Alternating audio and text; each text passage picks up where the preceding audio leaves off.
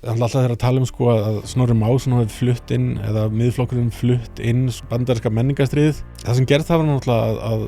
vinstri armur í bandaríska samfélagi fer fram með ákveðnar hugmyndir og ákveðnum tímapunkti pikkar hægra upp. Þannig að sko íslenska vinstrið flutt inn bara fullt af þessum hugmyndum sem voru að koma úr critical theory uppruna, flutti þar inn, þannig að þar með fluttu þau inn menningarstríð. Hitt var svo bara fyrir sjálfan viðbragðið. Hvaðan fengu þessa hugmyndum það að það mætti aldrei neinu líða illa? Bara lífið bara stundum dálítið röff og ég meina að þú getur ekki díla við það. Þá bara þarf þú að vinna í ákveðnum málum að þú getur tekist á við það. Þetta bara kapitalisminni, þetta bara feðraveldið, þetta bara strúktúrar rasismi. Þá finnst mér bara einhver að hafa sett svona svart box og ég setti merki með það. Ég þarf ennþá til að skilja hvað að gerast að opna boxið og sjá hvað inn í því og hver að gera hvað og af hverju til að skilja hvað að gerast. Kolbeinn H. Stefánsson, þú kærlega velkomin aftur. Takk fyrir að bjóða mér aftur. Já, það var nú bara lítið. Það var eina sem ég gæti gert út af því að sko þetta var ekki endilega svo þáttur sem var mest hlustað á. En hins vegar hef ég aldrei fengið jafn jákvæð viðbrögð við þætti. Það voru allavega 5, ef ekki fleiri, sem að sögðu þetta hefur verið besti þáttur sem ég hef gert. Ok. Og við ætlum að gera allavega næst besta, ef ekki besta þáttinn. Ok, let's go. Sko, við ræddum útlendingamál, við ræddum svona breytingar á viðhorfum, við ræddum tjáningafrelsi og akademískt frelsi. Það sem ég langar að gera í dag að við verum svolítið á keimlingum slóðum en til þess að aðgreina þetta þá langar mig líka að hugsa svona praktískt eðli akademíur og ég búinn að vera að horfa á gömul svona Oxford debut. Það Oxford Union eða? Já, þar sem að fólk tekst á ýmis ágreiningsefni og eru oftast að tala eitthvað svona eldfimt. Og það eru margir á borð við Douglas Murray og fleiri sem hafa sagt og bent á að þetta fyrirkomulag hefur breyst gríðarlega á undanfarum árum og til hins verra. Þar sem að jafnvel hafa komið upp mál þar sem bara uppþot og leiðindi út af því að fólk ósammála. Já. Og mér finnst þetta út af því við vorum náttúrulega á þeim slóðum að tala akademískt frelsi síðast í samhengi við það að var Ingólfur Gíslason var að öskra niður ísraelskan prófessor en mér langar að byrja svolítið í sama takti en út frá þessu svona að við erum að tala það að akademísk umræða búin að breytast alveg svakalega. Hún gert það, já. Kannski bara svona að reyna að taka einhvern inngangspunkt til þess að svona establish einhvern ramma sko. Það stundum þegar ég var yngri þá var mikið af trúleysingum í umhverfinu mínu og þeir skildi ekki hvað var guðfræði í háskólanum af því að háskólar væri vettvangur vísindanna og guðfræði væri sannarlega ekki vísindi og þú veist, minnst alveg sanngjarn punktur en ég held að þetta svona sé ákveð grundvallur miskilningur á eðli háskólans. Háskólarinn vettvangur hugmynda þess vegna eiga vísindin heima þar en þeir eru ekki exclusively sem sagt vísindastofnanir, þeir eru hugmyndastofnanir. Spurningin sem þá vaknar af hverju myndi nokkuð samfélag koma sér upp svona stofnun þar sem að þú býr til svona ramma tekur upp fölgt af basically nördum, setur þú inn í hús segir hugsið eitthvað áhugavert og sjá hvað kemur út því og ég held að kannski grundvallur hugmyndin praktísk 90% af því sem að verður hugsað hana verður sannlega ekki neitt sérstætt en þessi 10% sem að skila ykkur í það muni sem að skila nógu miklum gæðum fyrir samfélagið til að sóunni sé þess virði. Ég held að þetta sé dýllinn. Af því að það ekkert samfélag hefur í sjálfu sér ástæðu til þess að hafa háskóla frekar heldur en eitthvað annað. Þannig að svo náttúrulega hlaðið þetta rándið einhverjum auka verkefnum, háskólanum fá það verkefni að þjálfa fólk til þess að sinna ákveðna störfum, þeir fá praktískar rannsóknir í hendunar og fleira. En það þarf að vera einhver hagur fyrir samfélagið því að sé háskóli. Því að við erum að taka hana peninga sem við tökum í skattgreiðslur frá fólki, við erum að segja að þú mátt ekki nota þessi peninga til að gera líf þitt betra, við ætlum að nota á að því að það mun gera líf okkar allra betra að eyða þeim í þannan hóp þarna vestri bæ sem að situr í þessum húsum og er að hugsa. Og ég held að kannski lykilatriði í þessu samtöku við háskólan að leið og sem sagt kannski almenning verið að upplifa það að þetta sé ekki að skila einhverju eða jafnvel sé farið að valda skaða, þá mun stuðningur með háskóla sem stofnun hverfa. Ég held að sem sagt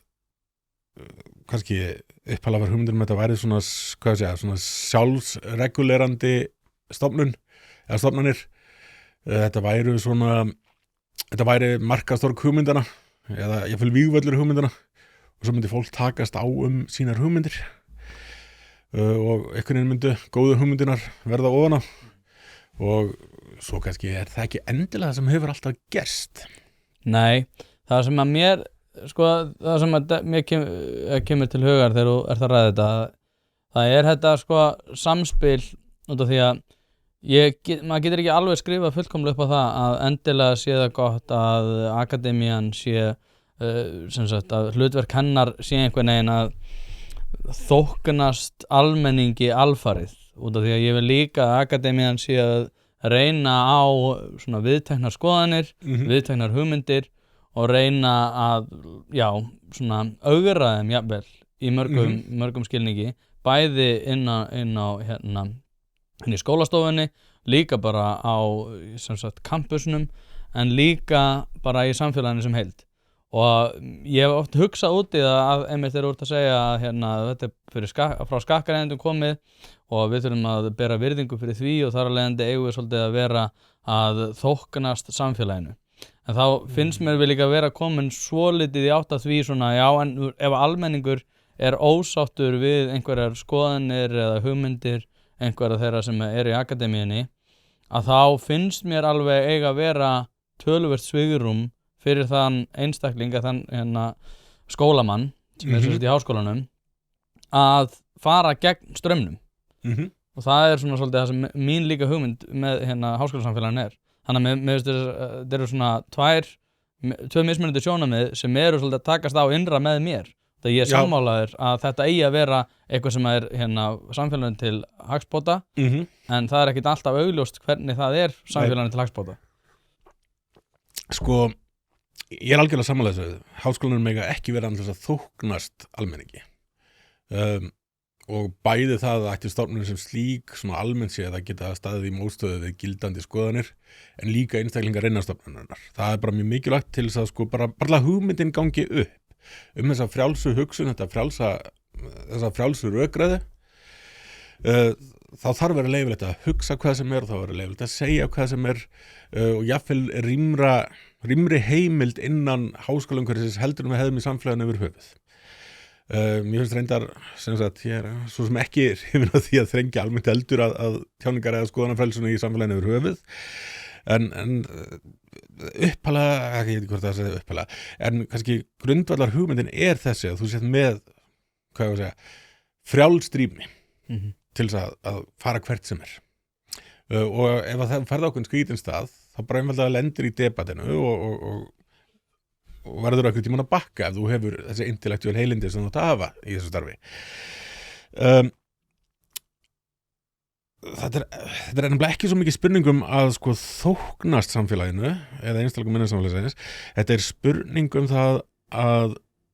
almenningur hafi trú á því að þetta sé þess virði þó þetta pirran. Og það eiginlega þetta sönnabyrði háskólana held ég liggur þar sem við erum einhvern veginn að reyna að gera hluti og jafnvel þó að margt að þið sé kannski bara vitleysa að þá sem sagt þegar almenningur horfir á þetta heilt yfir þá hefur þetta verið betra fyrir íslenskt samfélag heldur en að hafa þetta ekki. Þannig að en það til þess að virki það þarf náttúrulega til dæmis að vera opið debatt og mér finnst að háskólaumhverfið á að vera meira svona eins og Colosseum Rómatímabils heldur en svona ekki, þetta á ekki að vera öruggt rými. Nei.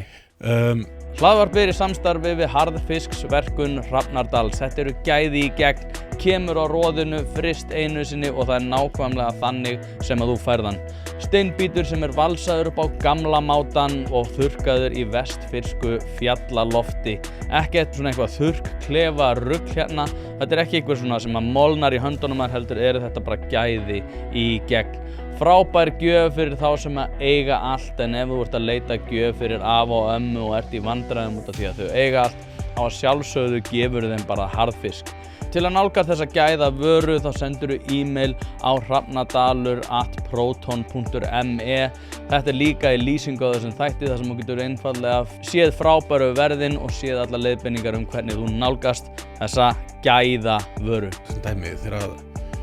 ég var í náminu mínu í Oxford þá upplifði maður allt öðruvísi stemmingu heldur en maður hafði upplifið hana heima. Þá komu hana stórir gestafyrirlesarar allstaðar í heiminum og þeir héldu opinbera fyrirlestra og svo fremstur voru allar kanónar í Oxford sem sagt tilbúnar og bara leið og opnað fyrir spurningar og komment þá bara upphóst slagur og fólk sem sagt réðst að mikil hörku á hugmyndinar og sá sem var að flytja fyrirlesturinn varði sig oft fimlega og ofta svipaðri hörku. Fólk skipti að fæla skoðun hana í miður debattina því að það fekk skýra rök og annað slíkt og þú veist, fyrst þess að maður sá þetta maður skil ekki hvað var að gerast þetta var brútal svo var þessu lokið og þá stóð allir upp og það var gengið fyrirlestrunum og það var faðmast og spurt hvað að frétta fjölskyldunni og svo fórum menn að fengu sér drykk saman eftir og allt í góðu og þetta sem sagt þetta einfalda módel, við erum ósamála, við erum komin til að takast á hugmyndir. Það þýðir ekki að okkur sé illa hvert við annað. Það hefur hins vegar kannski verið svona vaxandi tilhneiging og kannski í langan tíma, allt og langan tíma, er það að akademíun orðin svo sílóið. Til dæmis, ég læri félagsfræði í Oxford félagsfræðin er mjög óvenjuleg félagsfræði.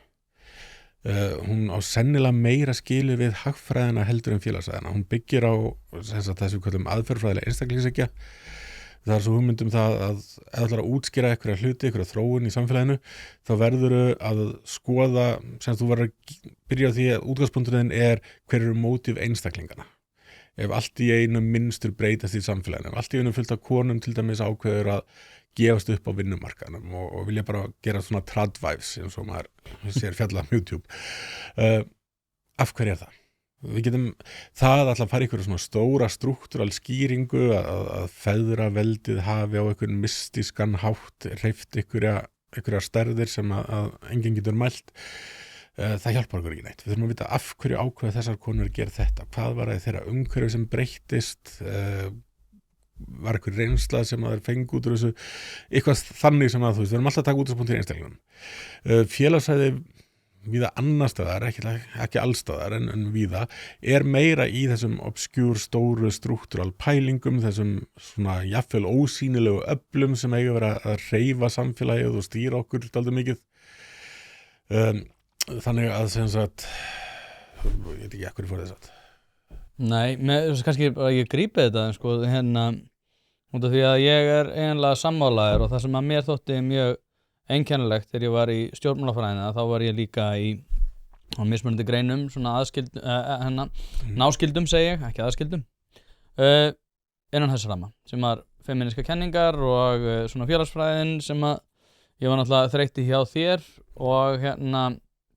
og aðrar svona stjórnmála félagsfræðilegar nálganir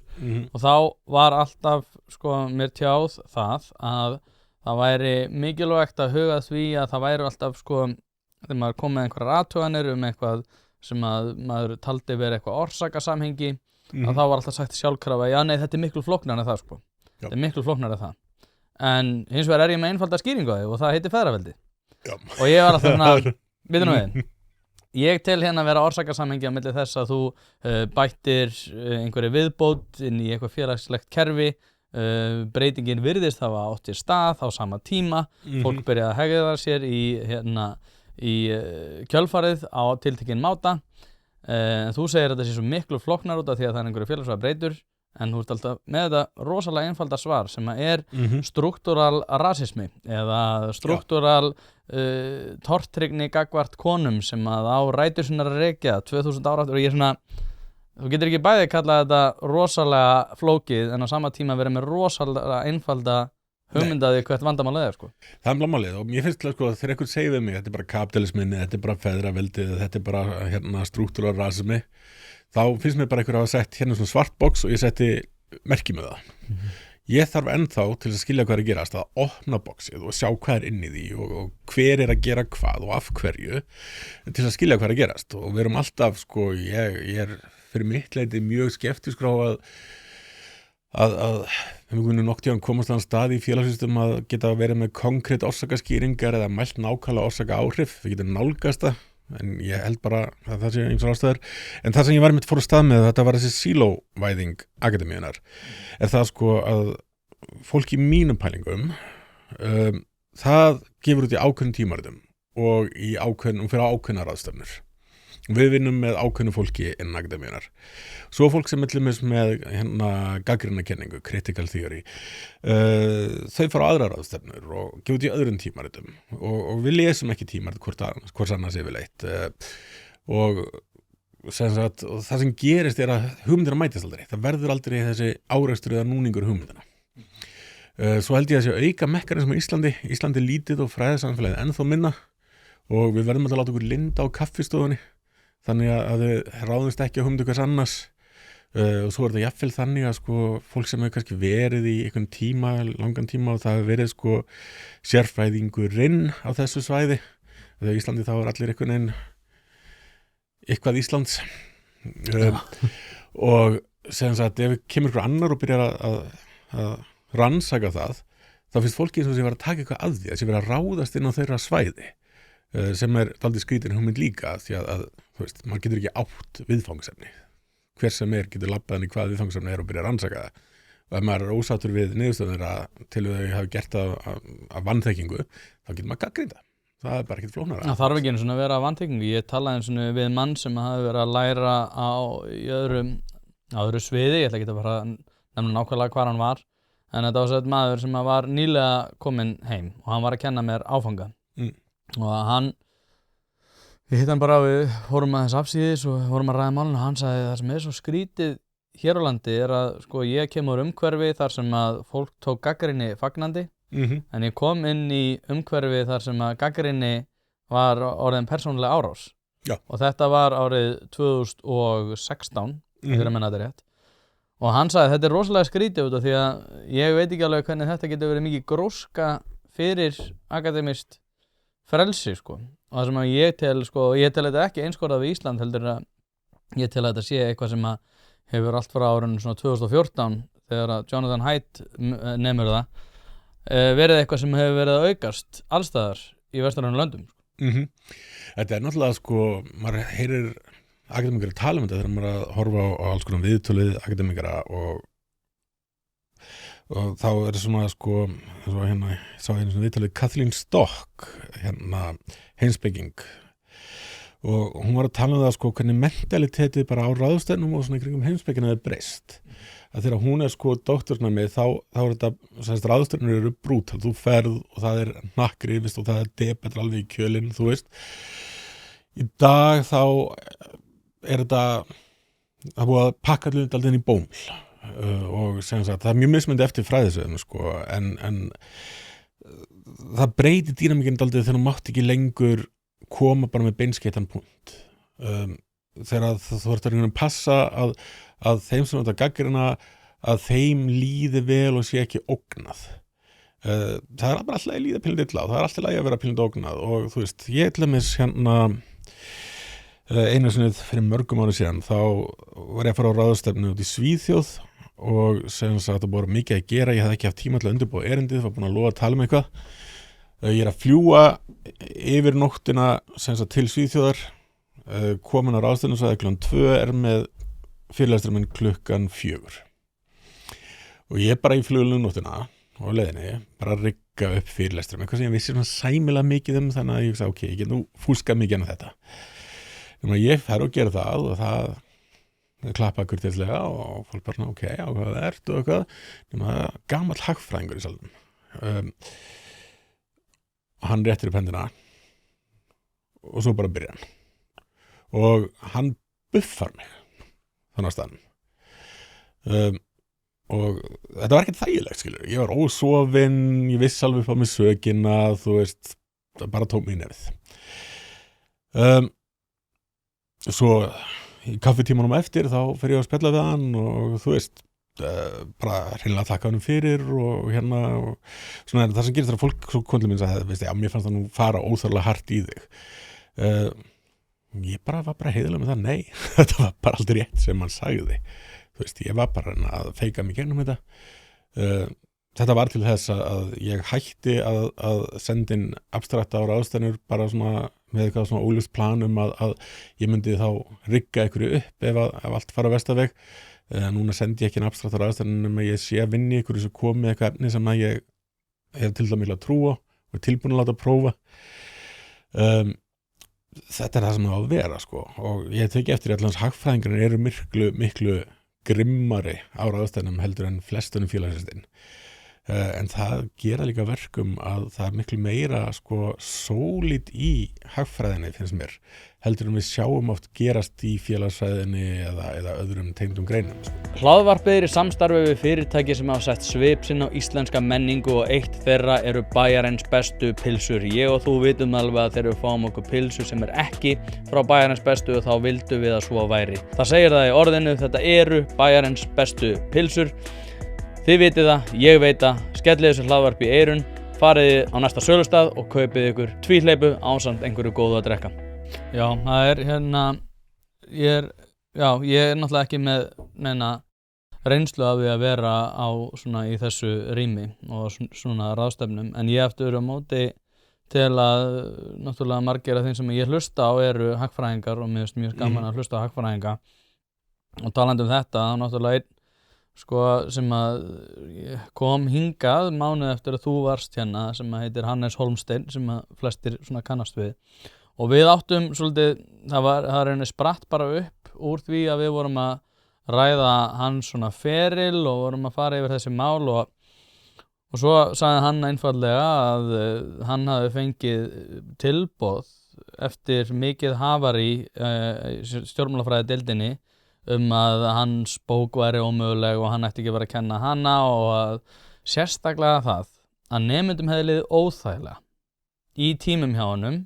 út af því að hann væri að kenna tiltekið málefni varðaði vændiskaup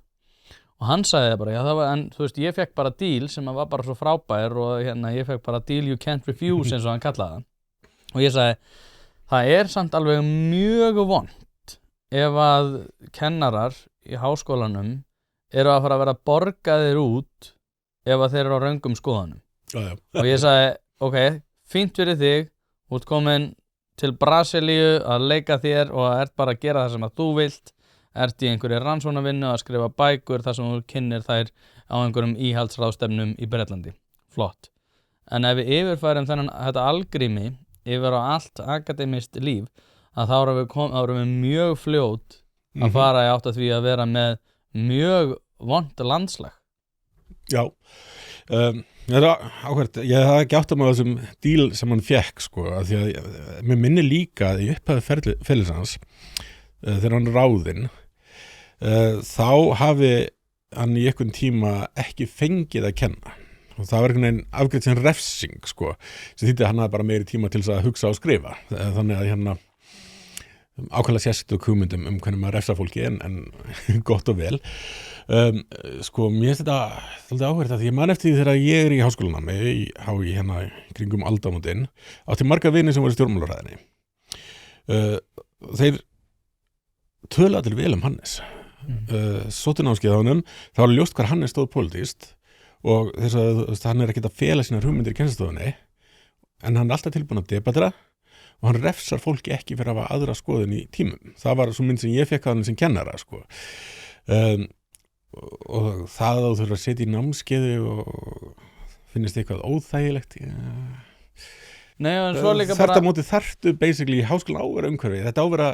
hvað sé ég, þetta á ekki að vera sko svona eins og það kallaði safe space, en þetta á að vera örugt umhverfi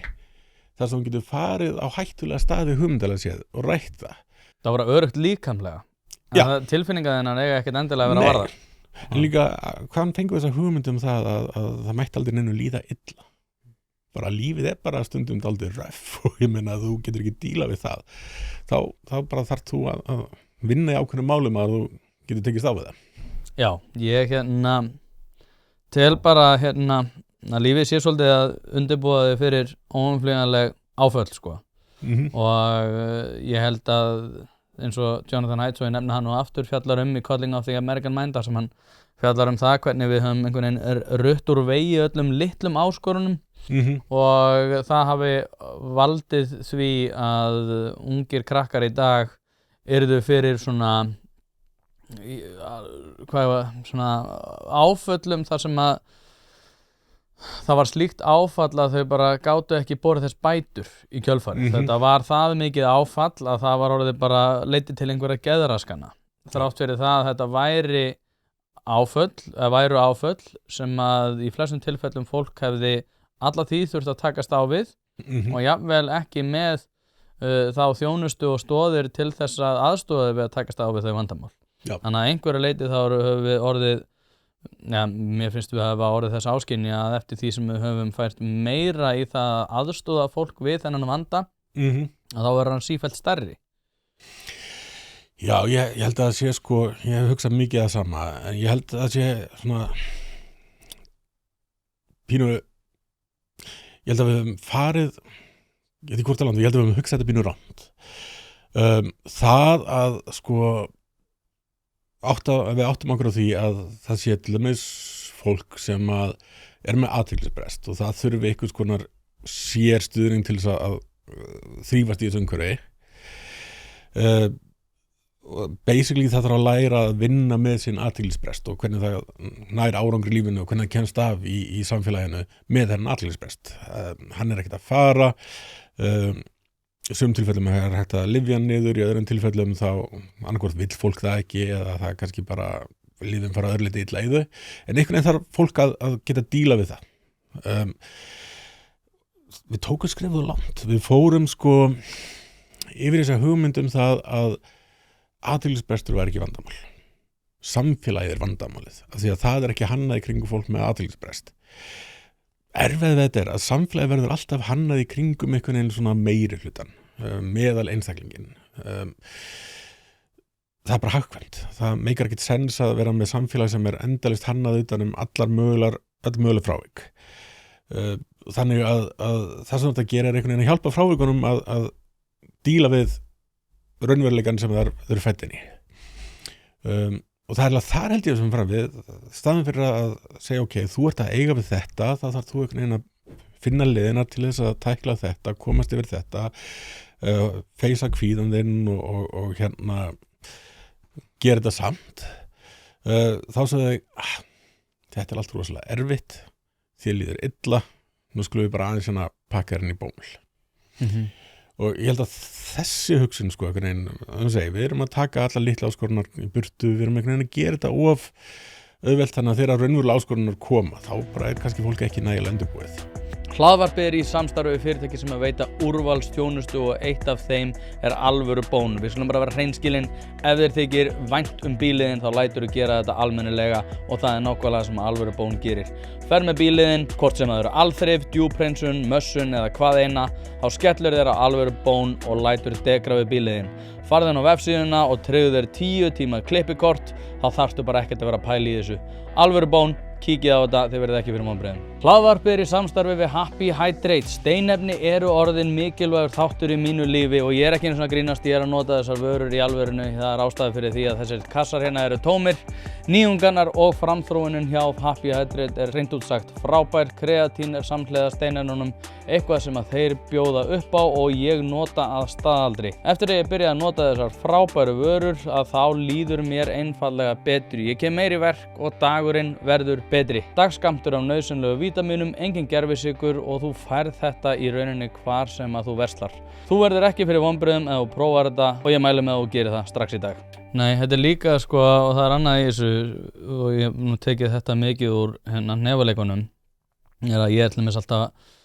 kalla fólk sem að væla á TikTok aumingja og foreldrar sem að hella sér yfir kennara á kaffistofunni eða öskra á lítil börn í einhverjum kappleikjum, það eru bölvaðir aumingjar.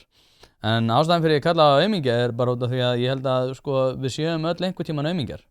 Og út af því að þú ert að tala um þessi frávik, að það sem að náttúrulega gerist ef við erum alltaf að reyna að aðlaga samfélagið að einhverjum svona frávikum, að þá erum við að rauninni búin að játa það að þessi frávik séu aldrei að fara að komast yfir sínar áskoranir að gera ráð fyrir því alltaf að ég er greindur með þetta og þá er það einhverjum orðið sko svona sértækt einkenni sem að allir eiga að taka að vinkla inn í alla það hvernig ég ber mig að því að eiga samskipti við þig það er bara galin hugmynd sko. Já, það reynir að búa til einhvern svona skjöld utan einstaklingin þannig að hann þarf aldrei einhvern veginn að rekast á við og ég held líka bara að það er hlutið því að manneski að það er að maður þarf að yfirstíga sjálfan sig við erum öll með eitthvað og þú veist, við lendum í áföllum og við erum með athyglisbrest og einhverfu og þunglindi og kvíða og þú veist erfðasjúkdóma á allan andskotan fólk hættir ekki, fólk heldur áfram að finna leiðinar áfram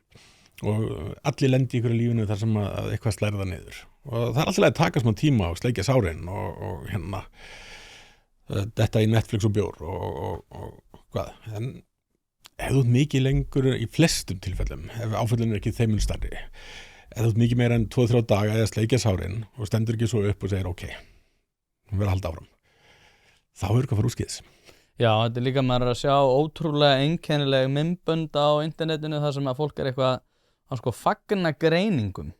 þar sem eitthvað, loksins púslið sem ég er búin að vera að leita að hérna allan tíman og ég var bara einhverfur allan tíman og þar að leiðandi er ég einhverfur og núna verð ég ekkert að gera í því maður er eitthvað svona, þetta getur ekki verið farsarlaust fyrir þig nýja þá sem er í kringu Nei, sko mér er alltaf fyndið þess að myndbætt svo skrítin að því leiti að þú með sko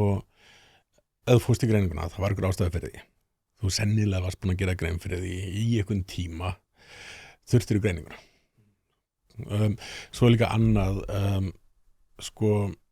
ok, þú ert með einhvers konar greiningu eða þetta sko er þetta ekki stórleiti bara það að þú upplifir alls konar hluti sem að þú ert kannski upplifað öðru sem aðrir og einhvern tímann áttar á því og þú áttar á þú ert erfitt með hluti sem aðrir er ekki erfitt með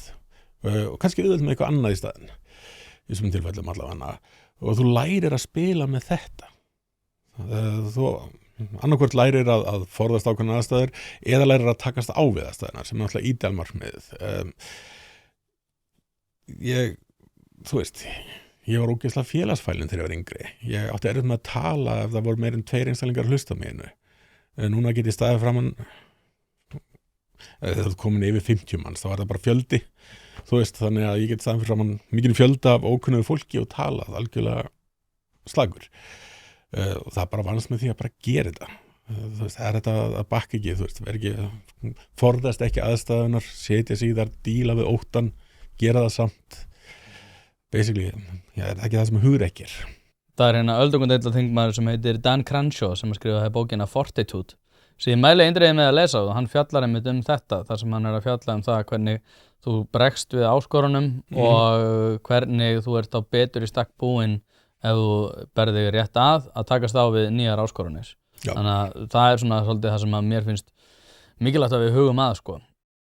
en til þess að færa okkur aðeins aftur að akademíunni að það er svona í samhengi við þetta að hugmynd John Stuart Mill að það sé ekki bara réttur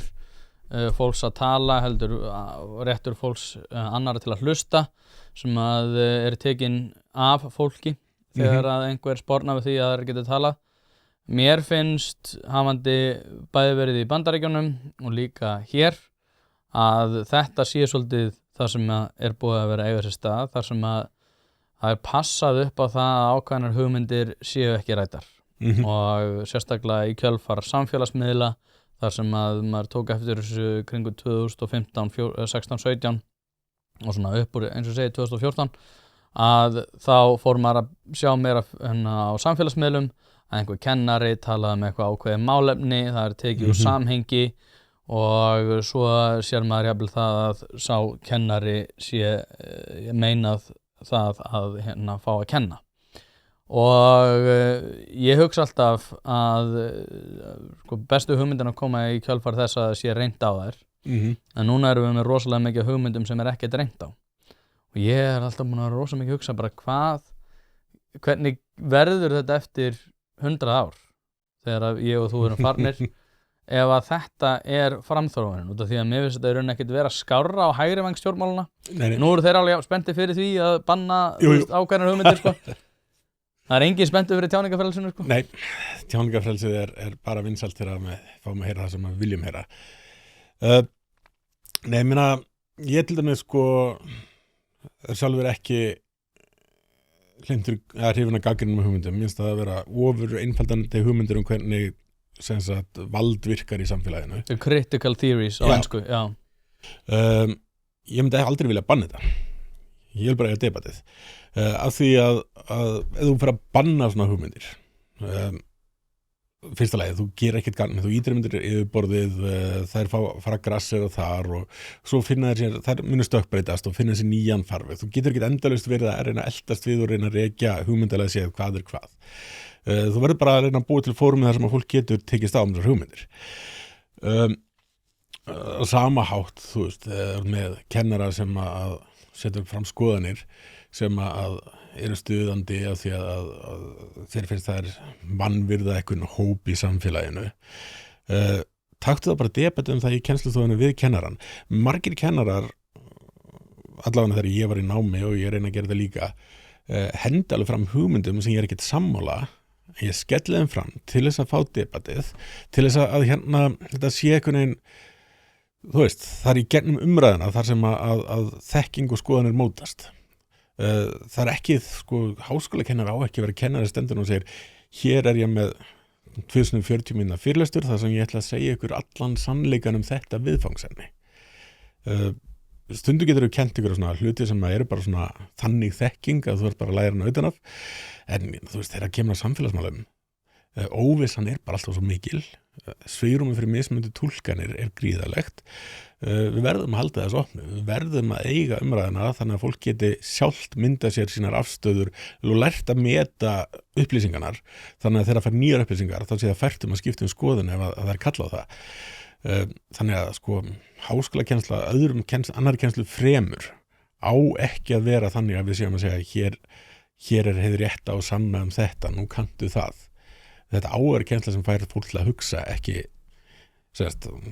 tækin til að hugsa með en ekki til þess að kenna fólki hvað á að hugsa. Það líka eitt í þessu sem að mér finnst gott að hugsa sem að það að flestir svona þeir sem að við berum virðingu fyrir hugmyndafræðilega, það að segja, það svona hetjur eins og George Orwell og fleiri, Emil Zola og þeir svona heimspekingar hugsuðir sem að voru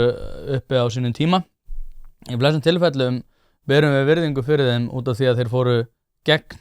mainstreams hugmyndum þess tíma. Já. En núna meira heldur en svona áður tel ég, og það örugglega út af því að við erum með samfélagsmiðla, að þá erum við í pínu svona Arthur Miller nornaveiða hugmyndum plus getu til þess að segja öllum, ekki bara þorpinu, heldur öllum heiminum frá því hvað búið að gerast. Og ég hugsa alltaf svona, já, það svona, ég veit ekki hvað mér finnst það, bara þú veist, þegar eitthvað kemur upp á Íslandi, að þá, sem bara gerst daginn að, þú veist, Elon Musk farin að tala það. Eitthvað svona ef maður hugsaði þetta fyrir 70 árum, þannig að hugsa bara, hvað er að tala að ríkasti maðurinn í Bandaríkjunum væri að tala málefni sem væri að gerast á Íslandi. Hlaðvarpið í samstarfi við stöndu og mikilvæg fyrirtæki og eitt af því Polsen. Polsen.is til þess að skera hvað eina, hvort sem þú þarft að fara í bílrúðu skipti eða einfallega bílrúðu viðgerð, þá ferðu inn á Polsen.is. Ef það stjarna í framrúðunni þá bara bókaru tíma á heimasíðunni, ferð með hann og hann tilbúinn samdægurs. Ekki vera með stjörnu í bílrúðunni, Polsen.is. Láttu græða rúðuna strax í dag. Þetta hefur gert það verkum að allar þessar upplýsingar streyma, en svo líka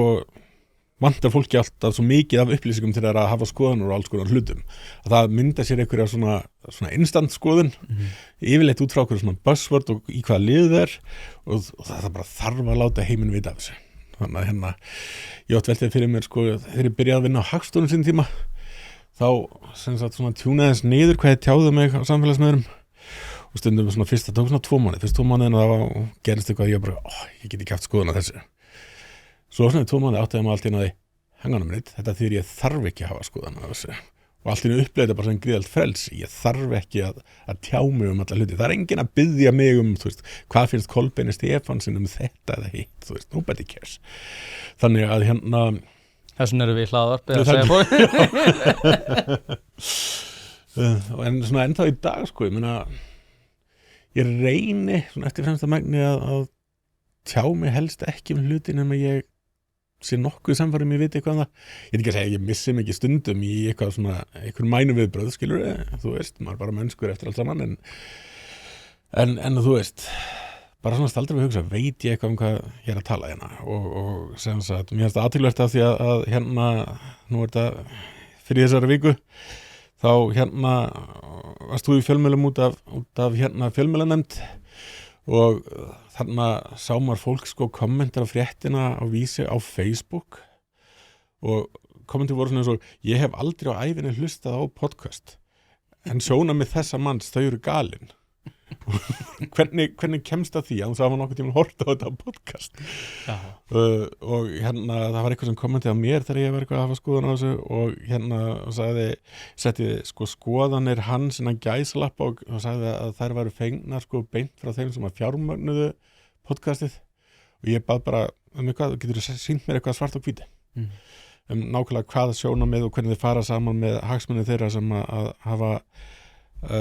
sem sagt styrt þetta podcast og sagði nei, ég hef nú aldrei hort á þetta podcast þannig að, en fólk bara einhvern veginn svona bara þessi, ég held að hann sé í öðru lið en ég og ég er í þessu lið og mínu liði finnst þetta og þessi lítur bara að vera tortryggilegur þú veist. Þetta er nefnilega sko, svo við tökum kannski smá hliðarskrif einmitt þetta, þá var þetta frekar áhugavert sko með fjármögnuna líka að þegar ég sem sagt, ég gekk rosalega langt í því að vilja alls ekki fá auglýsendur og samstarfsaðila og ég fjallaði mjög oft það út af því að ég sagði bara ég veit að það mun koma til með að hafa áhrif á það hvernig ég ber mig að því að reka þetta hlaðvarp og ég hérna gerði jafnvel ráð fyrir því en núna eftir og ég veit ekki hvort það sé út af því ég fór að vera með hérna samstarfsaðila en þá hef ég gengið lengra í því að bera fram mína skoðanir hispurslaust og ég hef rætt við aðra hlaðvarpsstjórnendur sko, þar sem að þeir eru að lendi því að samstarfsaðilar eru að hnýta í það og að spyrja það hérna að vera ekki að velta þessu upp og vera ekki að pæla í þessu. Ég hef aldrei lent í því. Það hefur ekki einn auglýsandi skipt sér af því hvað ég segi í hlaðvarpunum. En ég líka geng mjög fast á eftir því að segja, heyrðu, hér er ég með góða dreifingu og þið getið fengið þetta. En aftur á móti þá megið þið ekki segja orð um það sem að ég hef að segja og ég læt líka þá hlustendur sem að hlusta á þetta hlaðvarp vita þegar hérna hlaðvarpi hefst að ég sé að segja þetta og það kemur ekkert samstarfsaðilunum mínum við þannig að mér finnst ég hafa gert frekar vel þó ég sé sjálfur frá því að hérna, skapa þennan svona eldvegg á milli minna skoðana og hérna. En þetta er samt mjög áhugavert sko því að það eru hérna einn sem að sagði náttúrulega Ísrael væri að hérna fjármagna þetta sem er náttúrulega fjárstæðing en ef einhver hérna frá Ísrael er að hlusta þá megið endilega senda á mig út af því megið endilega fjármagna þetta en þið megið ekki hafa áhrif á hvernig ég fjalla nein málefni. En þetta er samt áhugavert og því að líka svona svo við innvinklum þennan punkt inn í það sem við erum að tala um er að skoðanir eru oft á tíðum innvinklaðar inn í eitthvað og sérstaklega þegar maður er að tala um svona skoðanir á hægri væng stjórnmálana þó svo að það sé eflaust eitthvað af því að þá er það sjálfkrafa einhver sem að hefur og er að verja einhverja dulda hagsmuni í stað þess að segja bara nei, hérna eru bara skoðanir mínar og það sem ég tel vera vont við það er að þegar við erum stanslaust farin að byggja á því að allar skoðanir séu þá erum við komin í svona Foucaultískan búning sko, þú veist að horfa hérna á hitt raunverulega vald í því hvað hann er að segja þannig að alltaf að lesa melli línana kannski er þetta bara hans skoðanir. Já, nei þetta er líka bara þetta er svona svipað eins og hérna hundaflötu hugmyndin sko, það er þetta að vera að lesa ykkur hugsanir, gera fólki upp eitthvað annarlega hvatir á bakvið það sem það segir. Ég skal segja raunverulega hvað hann er að segja. Nákvæmlega og þú veist þú kemst ekkert áfram þú verður bara að taka það sem fólk segir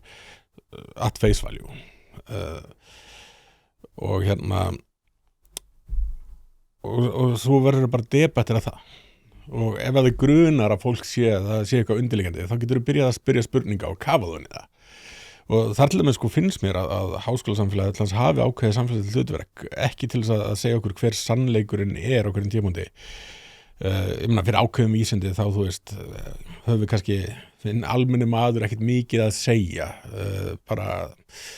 eðlisfræði er rosalega flókin á hæsta levelinu og ég skil ekkert hvað er að gerast þannig ég horfi á mikið af svona harðvísinda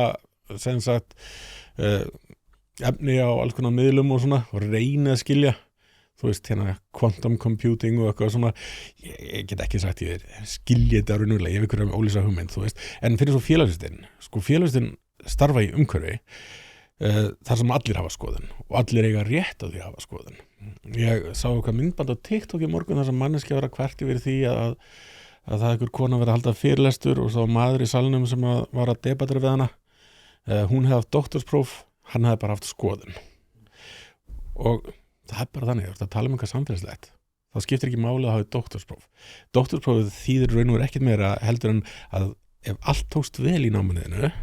þá eru fengið þjálfun til þess að hugsa á agaðri hátt heldur en þessi einstaklingur já, en þú ennþá sönnabyrðina þú ert ennþá að taka umræðan við þennan einstakling og hann gæti að eftir rétt fyrir sér við erum ekki einhvern veginn undan þeim því að geta bara sagt hérna, ég er með doktorspróf, ég veit þetta þannig að sko við erum bara hluti af samfélagslegu umræðum allir í þeirri umræðu eru jafn rétt háir og við sem að erum með doktorspróf og háskólastuður og það getur verið að sko við séum aðeins líklegir til þess að hafa rétt fyrir okkur málinu sem að við erum akkurat sérfræðingar í en það er ekkert sem að tryggir það því að við erum öll líka með okkar mennsku hérna bjaga og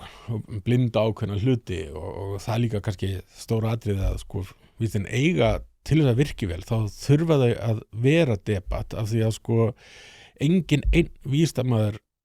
getur nokkuð tíman verið handhafið sannleikans það er í gegnum debatt og mögulega svo svona eitthvað konar svona fyrir svona konsensus sem að getur aldrei myndast meira en tímabundið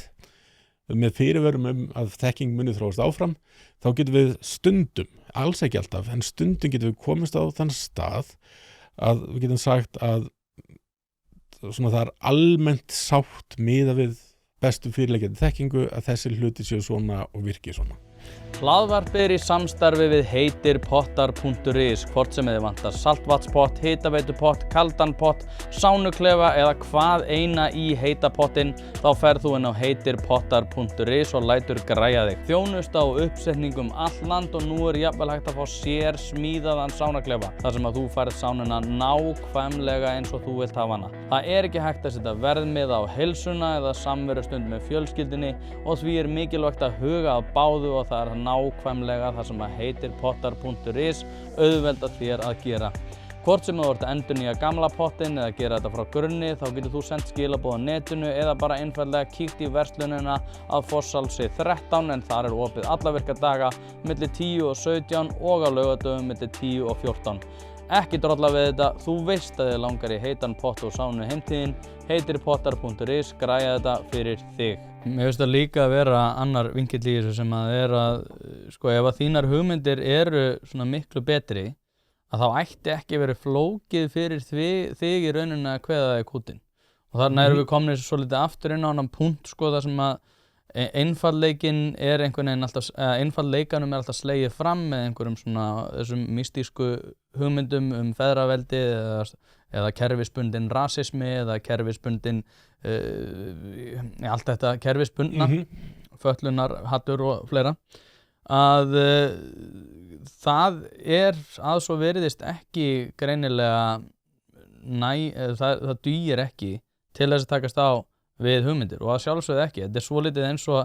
ef ég myndi sækja mér einhverja gráðu í stjórnsýslufræðum eins og ég er búinn að gera eða í stjórnmálafræði sem ég er líka búinn að gera að þá er ég kannski betur til þess fallinn að tala stjórnmálin heldur en einhver annar. En það þýðir samt ekki neitt ef ég er ekki tilbúin til þess að sýna það. Og þetta er svolítið eins og að það myndi ekki greiða Cristiano Ronaldo fyrir það að segjast vera bara að vita miklu betur hvernig á að leika með boltan heldur en einhver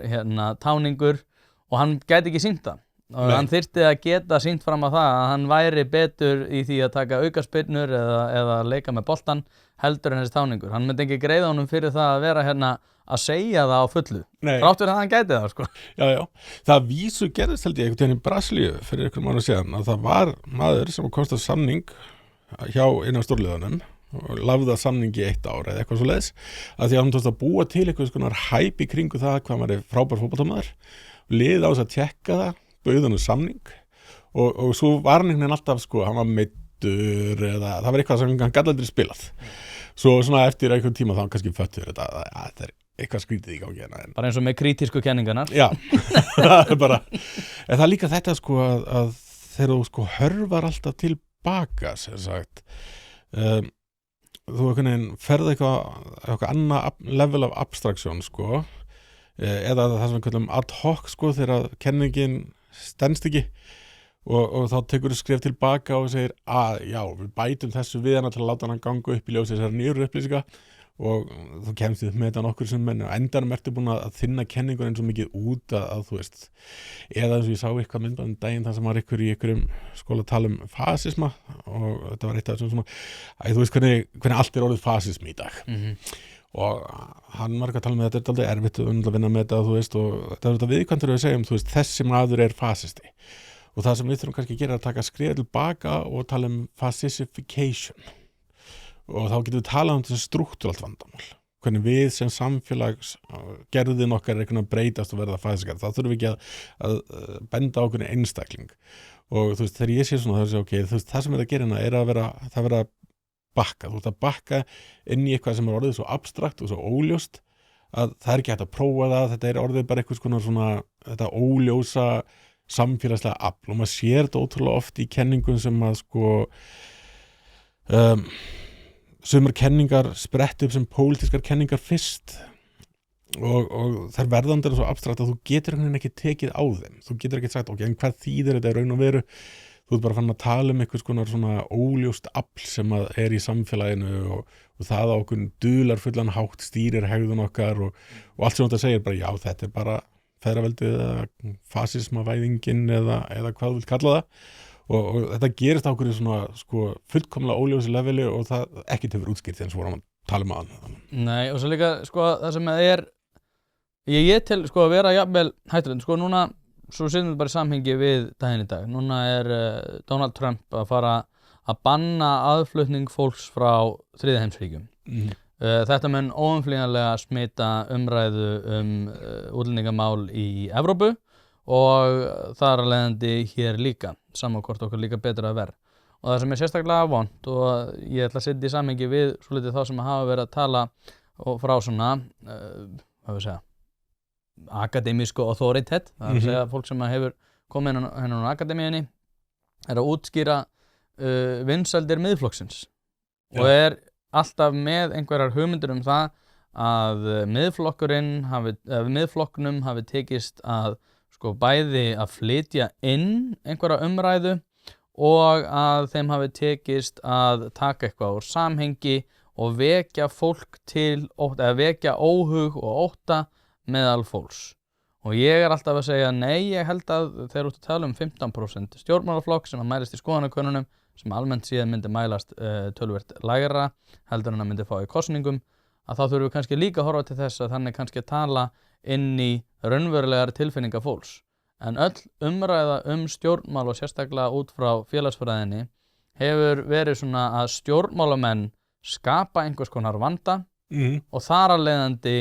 er þeim að takast vel til að sannfæra fólk að sá vandi sé til staðar í stað þess að fólk kannski er bara raunverulega með einhverja skoðanir stjórnmálamaðurinn sér það og segir já, ég skal laga þetta sem að þið teljið vera vont í ykkar samfélagi En ég held að það sé klárlega þannig, ég held að það er rosalega sjaldgæft að stjórnmálamenn stýri umræðu. Það getur alveg gerst og það geta skapað okkur rými fyrir umræðu en stjórnmál bara sem leikur snýst ekki það. Það er rosalega mikil vinna og effort sem fer í þetta að breyta viðhorfum í samfélagi. það tekur langan tíma oft. Þegar þú ert í venjustjórnmálum, þú ert að hugsa í næstu kosningar. Þú ert ekki að hugsa, ok, hvernig get ég sannfært 20% af kjósendum þessa skoðun á 4 árum. Það bara rosalega illa með tíma og orku farið. Þannig að þú hugsar, ok, hvaða skoðunum eða hvað þörf fólks hefur ekki verið mætt. Hvaða sjónarmið held ég að munu fara vaxandi á næsta árum. Og þetta er náttúrulega einfaldur leikur fyrir íslensk stjórnmálamenn þegar við erum alltaf 10-15 árum eftir öllum sem samfélag. Þannig að þú ert bara að horfa nágranningin og sjá hvað hefur verið að gerast þar. Og svo bara tekur það módel aðlagðans Ísland og horfum fram í tíman. Svo smá I told you so. Já. Að kaupa eða selja húsnæði er ein stærsta ákvörðun lífsins. Þess vegna skiptir máli að hafa ekki bara sölumann heldur ráðgjafa þér við hlið. Hlaðvarpið fjallar mikið húsnæðismál og því er það í samstarfi við þá færustu í geiranum hjá fasteignasölunni Pálsson. Pálsson fasteignasala leggur áherslu á persónulega þjónustu, fagmennsku og gagnsæi. Notast er við sérstaka ferla sem að tryggja það að bæði kaupendur og seljendur vita upp á hár hvernig að þessu er staðið. Allt frá undirbúningi myndatöku til loka sölunar. Boðið upp á fría ráðgjöf og verkfæri eins og eignavakt.is sem sér til þess að þú missir aldrei af réttu eigninni og verðmat.is sem hjálpa þér að taka upplýsta ákvörðun verð. Heimsæktu pálssonfasteignasala.is og fáðu þína persónulegu ráðgjöf strax í dag. Að kaupa og skipta dekk hefur aldrei verið einfaldara. Drífa.is er í samstarfi við fjölda dekkjaverkstæða og er alhliða laus þar sem að þú getur flett upp þínum bíl með því að skrá inn bílnúmerið og keypt dekk í þeim verðflokki sem hentar þínum bíl best. Nú ef þú ert í vafa dekkjastærðir þá getur þú einnig tekið mynd af dekkjunum þar sem að vefþjónustan staðfestir þetta allt við þig. Þetta kann að hljóma of einfalt til að vera satt en svona er þetta nú samt. Einnig er boðið upp á sérþjónustu þar sem að dekkjabíllinn kemur upp á dyrum, umfelgar, skiptir dekk og hann jafnvægir stilltur á staðnum. Eins og ég segi þá hefur þetta aldrei verið einfaldara og nú er tíminn eins og við vitum öll. Skelltu þér inn á drífa.is og fundu bestu dekkjaþjónustuna sem hentar þér. Og svo bara byrjar að vinna í þessu. Ok, þú veist, eftir 4 ár þá eru x þúsund atkvæði þessu, eftir 8 ár þá eru 2 það af atkvæðum í þessu. Þetta er effektífa leiðin til að auka fylgi sitt því að þú ert að reyna að auka fylgi þitt af því þú ætlar að komast til valda og hafa ykkur áhrif og svo náttúrulega kannski liggur þetta í því ykkur leitið og ég var að horfa á skemmtilegt myndband í gær viðtalið við Milton Friedman og hann var að tala sem sagt hugmyndir meirihlutaliðræðið en meiri hlutin er ekki meiri hluti fyrir ákveðnu sjónarmiði í öllum málum. Heldur ertu með einhverja flokkar er eitthvað svona bandalög þar sem hún nýtir saman þennan hóp og þessi hópur með sína hagsmuni og hann fær að stýra ferðinni samt við þá og svo eru þá bandamenn þeirra og taka bara þeir á línu því að þeir fá að setja sitt agenda á dagskrá þannig að það nýta saman einhvern hóp og svo er hægt að nýta saman einhvern meirihluta í þingi og eins og kalla þetta log rolling majority. Það þýðir að meiri hlutin er kannski að presentera sjónarmið sem að er sannarlega stefna þessa meirihlutans en það er kannski bara 10. hluti af þessum meirihluta sem í alvörunni er á þessari skoðun. Hinir bara fallast á að styðja þá skoðun til að koma sínum minnihluta hagsmunum áfram. Þannig að þeir eru að í svona umhverfi þá ég held að það sem hafi gerst í sambandi við hvernig vinstrið sem sagt alltaf þeir að tala að Snorri Másson hafi flutt inn eða miðflokkurinn flutt inn bandaríska menningarstríð það sem gerð það var náttúrulega að vinstri almennir bandaríska samfélagi fer fram með ákveðnar hugmyndir og ákveðnum tímapunkti pikkar hægra upp að það er bara hluti af þessu bandalagi er eitthvað sem áttir að stuða rosalega mikið af öðru fólki og meira sér hluti af bandalaginu hérna er frekar tvístígandi varðandi þetta atriði og þá byrjar þetta að herja á það þannig að íslenska vinstrið flutt inn bara fullt af þessum hugmyndum sem voru að koma úr critical theory uppruna flutti þar inn þannig að þar með flutti þau inn menningarstríð hitt á svo bara fyrir sjálfna viðbragðið ég get ekki sagt það að það sé sérstaklega viðbröð miðflokksins er ekkert ógeðslega frumleg þetta fengur bara viðbröðin sem virkuðu vel hinn megin lánuð en þú veist, menningarstríð var flutt til Íslands miklu fyrr. Já, ég er sammála þessu líka sko það eitt áhugavert sem að fer svolítið gegn því sem að við vorum að tala núna áðan, núna rétt í þessu sem að að Edmund Burke sem að ég nefnt nokkru sinnum. Mér finnst þetta alltaf svo áhugaverð stjórnmálakenning sem að byggist á því sem þetta annarkort með umboðsmann eða fulltrúa og umboðsmaðurinn sá sem að tekur í rauninni þína hagsmuni og segir ég með sérþekkingu á svona þessum sviðum og ég skal taka ákvörðun fyrir þig á meðan fulltrúin segir ég með fólk á bakvið mig sem að segist vilja þetta og þar af leiðandi ætla ég að tala fyrir þeim hagsmunum. Og Snorri að taka örlítið breytta svona út af því að það sem að mér hefur fundist til þess að gerast rosalega mikið á hægrinu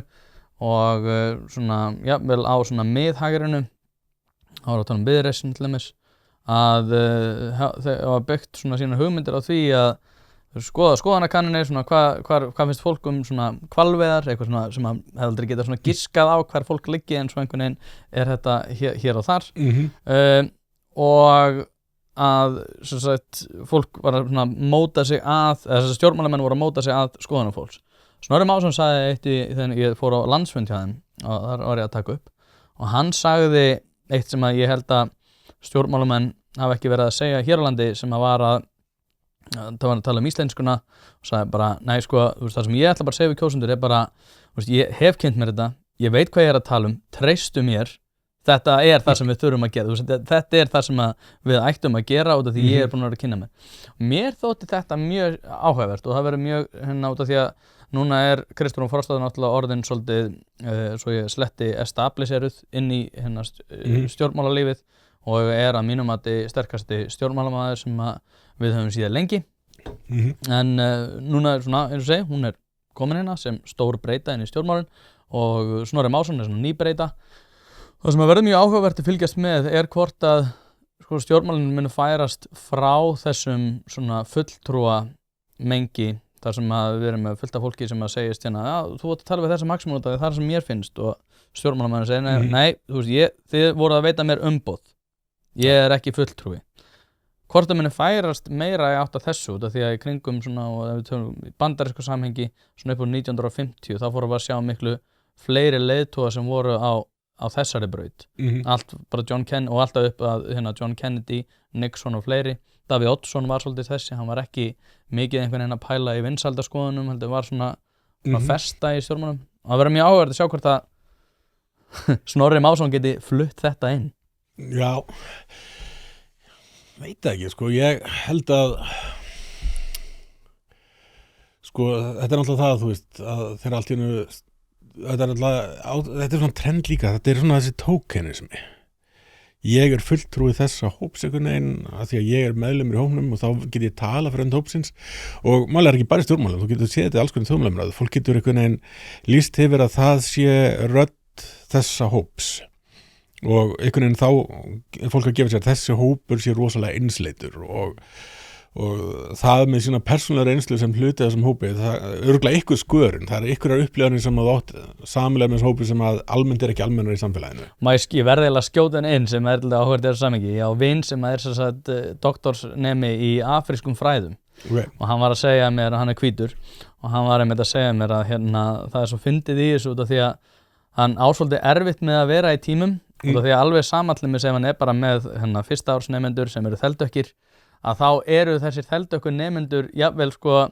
á þeim buxunum að þeir séu með meiri sérþekkingu í afrískum fræðum þrátt fyrir það ekki rætur sem að reka til tiltekins lands eða eitthvað annað en út af því hann hvítur að þá á hann einhvern veginn svona að móta sig að því að fólki sem hann að tala við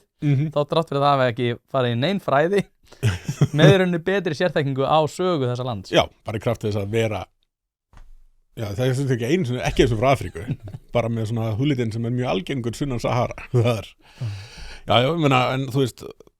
eitthvað þar sko og það líka kannski hitt í þessu, þú veist að þú getur verið með rosalega fjölbreytileika sko svona líðfræðilegan fjölbreytileika en það allir með sem skoðun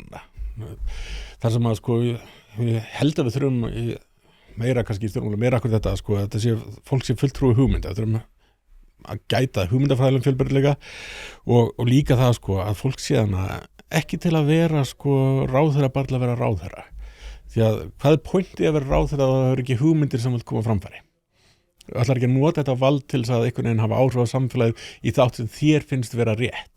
Heldur þú ert bara þannig að þú reynir bara að aðlaga þig að einhverjum hugmyndum til þess að fá fylgi og svo bara ert að reyna að elta hópinn sko.